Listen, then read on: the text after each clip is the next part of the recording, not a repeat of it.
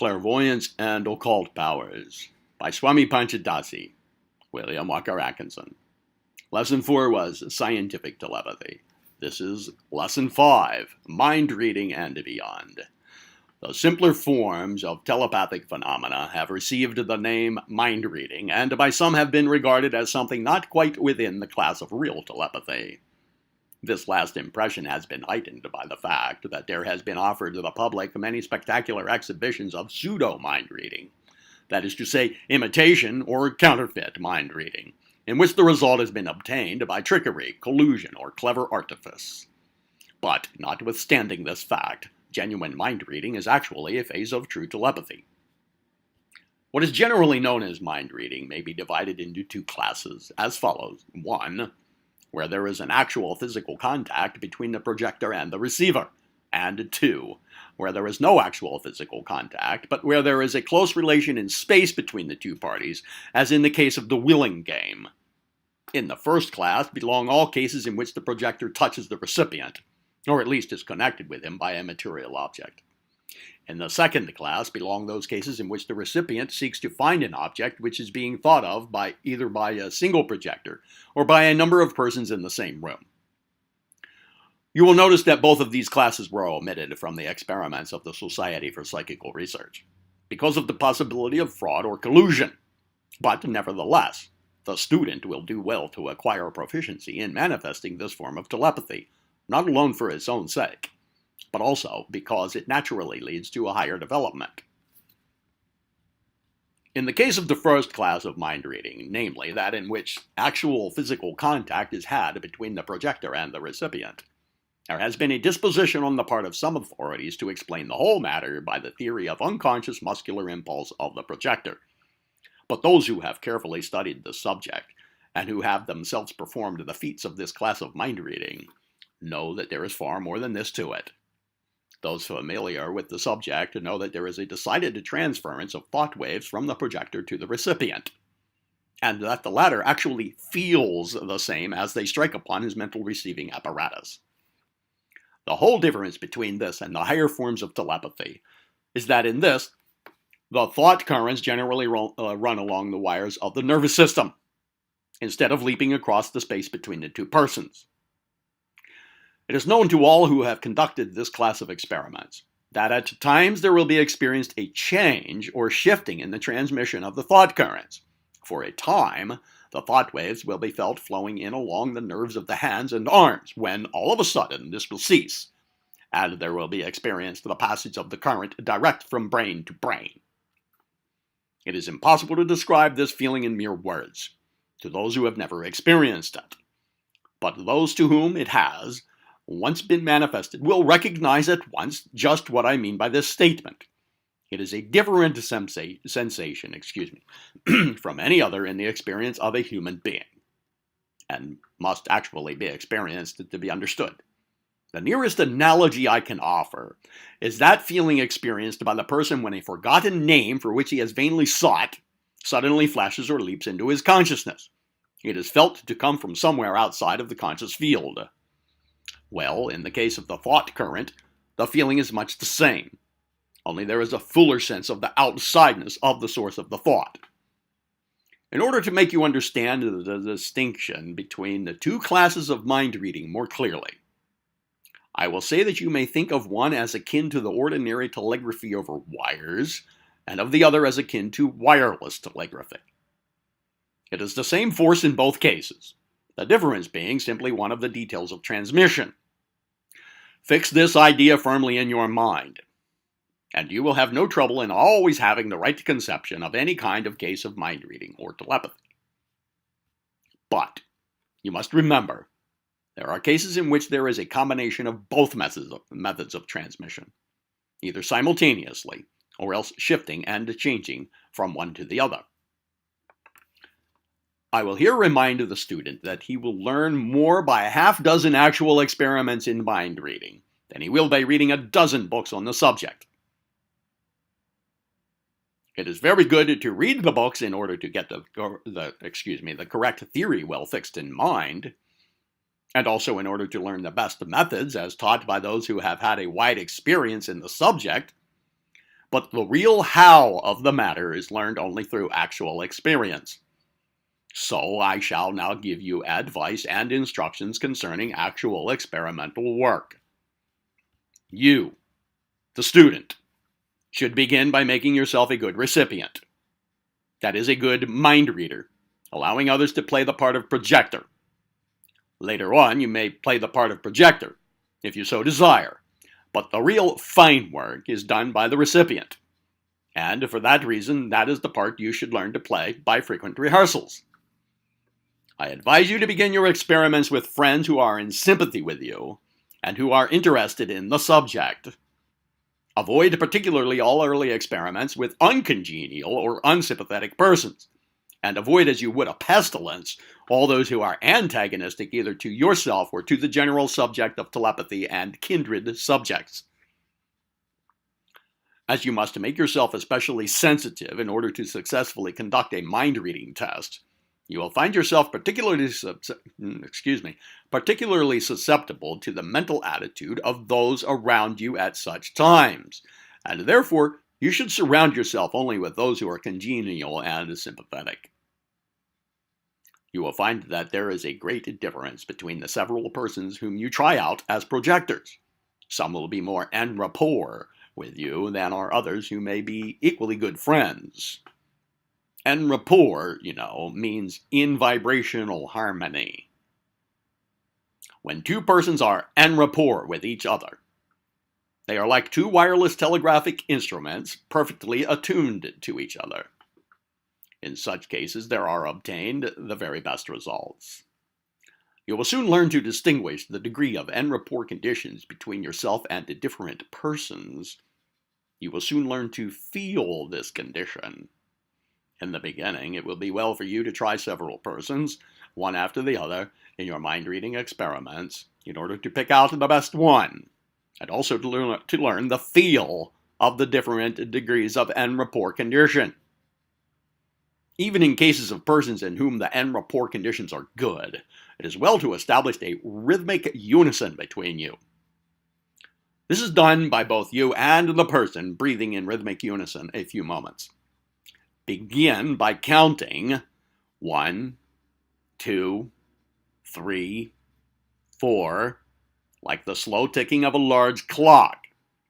Have the other person join with you in so counting until your minds both work in the same rhythmic time. Then you should have him breathe in unison with you, making a mental count with you at the same time, so that you will breathe together. Count mentally 1, 2, 3, 4. As you inhale, then 1, 2, holding the breath, and then 1, 2, 3, 4, exhaling or breathing out. Try this several times, and you will find that you have established a rhythmic unison between yourself and the other person. In the progress of an experiment, if you should find that the conditions are not as good as might be desired, you will do well to pause for a few moments and reestablish the proper rhythmic harmony by this method of harmonious rhythmic breathing. Begin then by having the projector select some prominent object in the room, a chair, a table, for instance.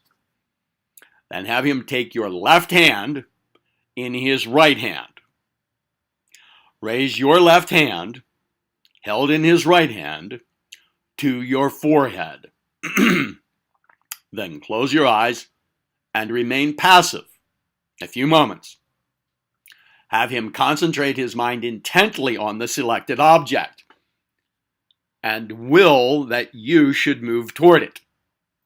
Have him think of nothing else except that object and to will you to move toward it with all his power. Close your eyes and quiet your mind, opening your consciousness to every mental impression that he may send you. Instruct him to think not merely chair, for instance, but rather there, go there. The main thought in his mind must be that of direction. He must will that you move toward the chair. After a moment or two, you will begin to feel a vague, general impulse to move your feet. Obey the impulse. Take a few slow steps in any direction that seems easy to you. Sometimes this will take you in an opposite direction from that of the chair, but it will get you going, and you will soon begin to feel that that direction is all wrong, and will begin to be mentally pulled in the right direction. You will have to actually experience this feeling before you will fully understand just what I mean. And after some little practice, you will begin to feel quite distinctly the mental direction or will force of the projector, which will seem to tell you, come this way, now stop, now turn a little to the right, now a little to the left, now stop where you are, put out your right hand, lower your hand, move your hand a little to the right, that's it, now you've got it right. You will soon learn to distinguish between the no, that's wrong, thought, and the that's right one, and between the go on and the come on one.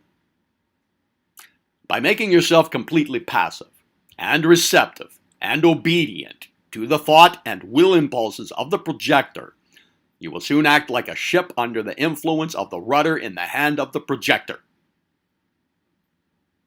After you have attained proficiency in receiving the mental impressions and directions, you will find yourself attracted or drawn like a piece of steel to the magnet toward the object selected. It will sometimes seem as if you were being moved to it even against your own will, and as if someone else were actually moving your feet for you. Sometimes the impulse will come so strongly that you will actually rush ahead of the projector, dragging him along with you instead of having him a little in advance or by your side. It is all a matter of practice. You will soon discover the great difference between different projectors. Excuse me. Some of them will be in perfect en rapport condition with you, while others will fail to get into tune with you. Some projectors do not seem to know what is required of them and usually forget to will you to the object. It helps sometimes to tell them that the whole thing depends upon their willpower, and that the stronger their will is, the easier it is for you to find the thing. This puts them on their mettle and makes them use their will more vigorously. You will soon learn to recognize that peculiar feeling of all right that comes when you finally stand in front of the desired object. Then you begin to move your right hand up and down and around until you get the right feel about that also, when you should place your hand on the place which seems to attract you most. You will find that the hand is just as responsive to the mental force as are the feet. You will soon learn to distinguish between the mental signals up, down, to the right, to the left, stop now, you're right, etc. I cannot tell you just the difference. You must learn to feel them. And you will soon become expert in this. It is like learning to skate, to run an automobile, operate a typewriter, keyboard, anything else. All a matter of exercise and practice. But it is astonishing how rapidly one may learn, and how, at times, one seems to progress by great leaps and bounds. Now I shall give you the different stages or steps which you will do well to follow in your exercises, progressing from the more simple to the more complex. But to be sure to thoroughly master the simple ones before you pass on to the more complex one. Be honest and strict with yourself. Make yourself pass the examination before promotion. Each and every step. Number 1, locations. Begin by finding particular locations in a room, corners, alcoves, doors, etc. 2, large objects.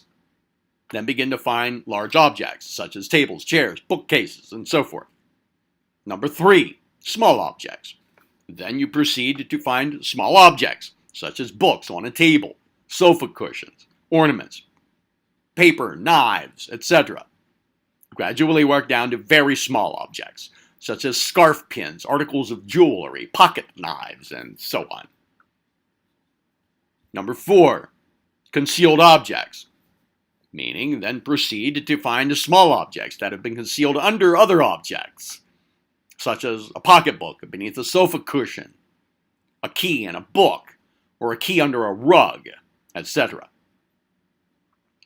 5, minute objects, meaning then proceed to discover very small objects, either concealed or placed in an inconspicuous place, such as a pin stuck in the wall, or a small bean under a vase. The public performers of mind reading vary the above by sensational combinations, but you will readily see that these are but ingenious arrangements of the above general experiments, and that no new principle is involved in them. As these lessons are designed for serious study and experiment, and not for sensational public performances, I shall not enter into this phase of the subject here in these pages. The student who understands the general principles and is able to perform the above experiments successfully will have no difficulty in reproducing the genuine feats of the public mind readers by simply using his ingenuity in arranging the stage effects and so on. Among other things, he will find that he will be able to obtain results by interposing a third person between the projector and himself, or by using a short piece of wire to connect himself and the projector. Drawing pictures on a blackboard, or writing out the names on a slate by means of thought direction, are simply the result of a fine development of the power of finding the small article. The impulse to move the hand in a certain direction comes in precisely the same way. The public driving feats of the professional mind reader are but a more complicated form of the same general principle. The impression of direction once obtained, the rest is a mere matter of detail. The opening of the combination of a safe, though requiring wonderful proficiency on the part of the operator, is simply an elaboration of the direction movement. Excuse me. Some recipients are, of course, far more proficient than are others. But each and every person, any person of average intelligence, will be able to secure more or less proficiency in these experiments, provided that patience and practice are employed. There is no such thing as an absolute failure possible to anyone who will proceed intelligently and will practice sufficiently. Sometimes, after many discouraging attempts, the whole thing will flash into one's mind at once, and after that there will be little or no trouble. If you are able to witness the demonstrations of some good mind reader, professional or amateurs, it will help you to catch the knack at once. You will find that these experiments will tend to greatly and rapidly develop your psychic receptivity in the direction of the higher phases of psychic phenomena. You will be surprised to find yourself catching glimpses or flashes of higher telepathy or even clairvoyance. I would advise every person wishing to cultivate the higher psychic faculties to begin by perfecting himself or herself in these simpler forms of mind reading. Besides the benefits obtained, the practice proves very interesting and opens many doors to pleasant social entertainment. But never allow the desire for social praise or popularity in these matters to spoil you for serious investigation and experiment.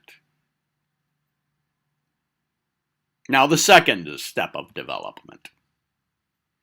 The student, having perfected himself in the experiments along the lines of the first class of mind reading, that is, where there is no actual physical contact between the projector and recipient, but where there is a close relation in space between the two.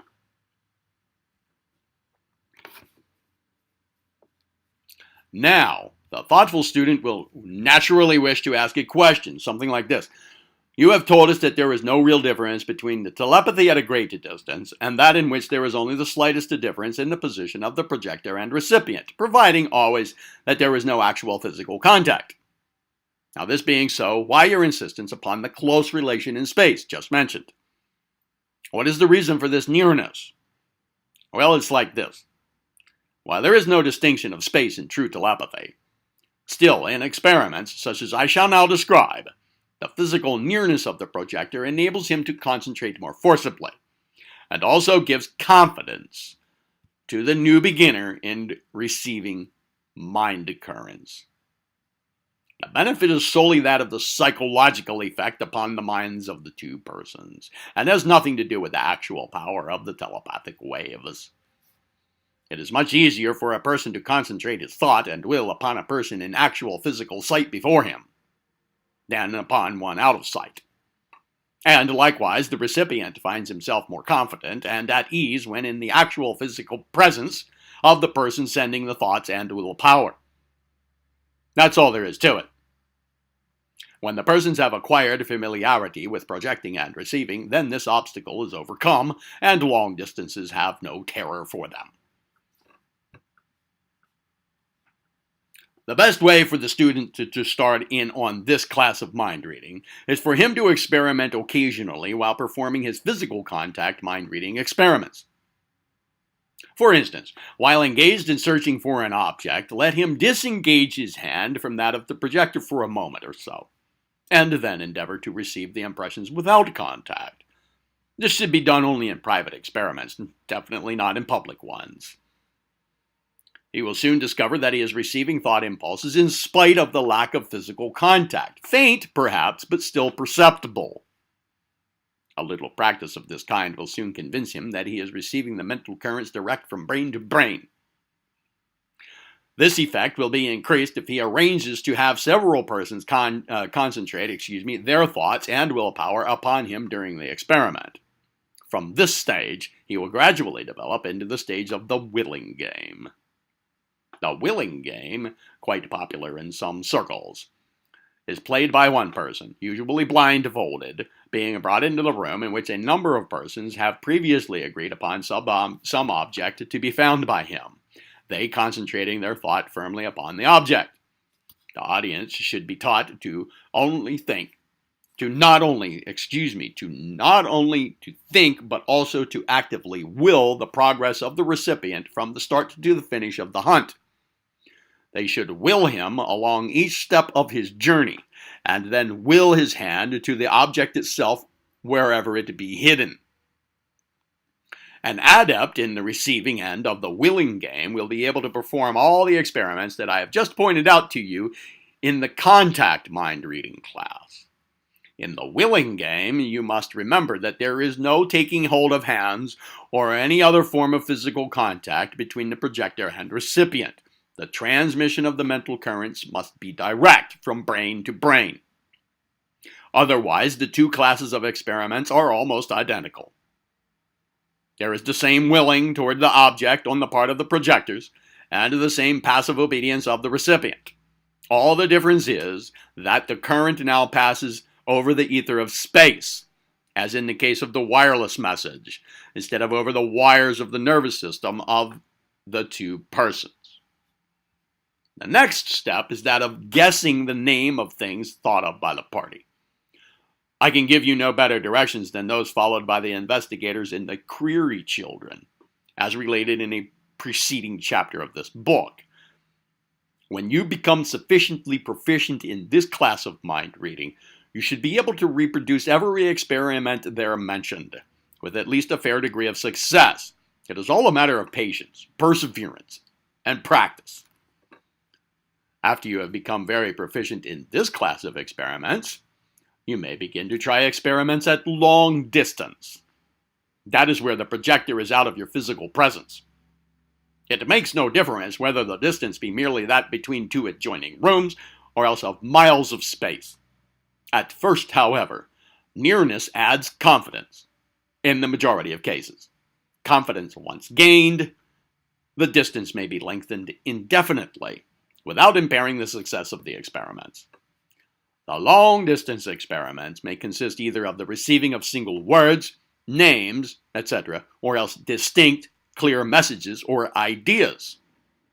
Some find it no more difficult to reproduce simile geometrical designs, such as circles, squares, triangles, etc., than to reproduce words or ideas.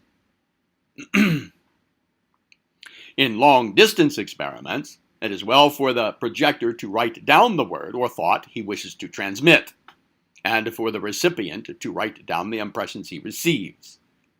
These memoranda will serve as a record of progress, and will, moreover, give a scientific value to the experiments.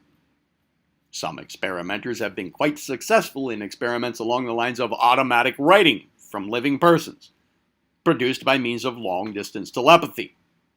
In these cases, the recipient sits passively at the hour agreed upon for the experiment, and the projector concentrates intently upon a sentence, or several sentences, one word at a time, at the same time willing the other person to write the word.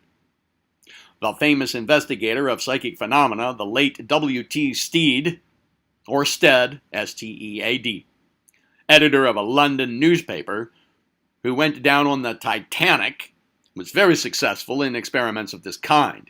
His written records of these are very interesting and instructive. You will, of course, understand that in all cases of long-distance telepathic experiments, there should be an understanding between the two persons regarding the time and the duration of the experiment, so as to obtain the best results. Personally, however, I have known of some very excellent results in which the receiving of the message occurred several hours after the sending, thus showing that telepathy is in a measure independent of time, as well as of space. But, as a rule, the best results are obtained when the two persons sit simultaneously. Do not rest content with accepting the reports of others regarding these things. Try them for yourself. You will open up a wonderful world of new experiences for yourself. But remember always, you must proceed step by step, perfecting yourself at each step before proceeding to the next. Lesson 6 will be Clairvoyant Psychometry.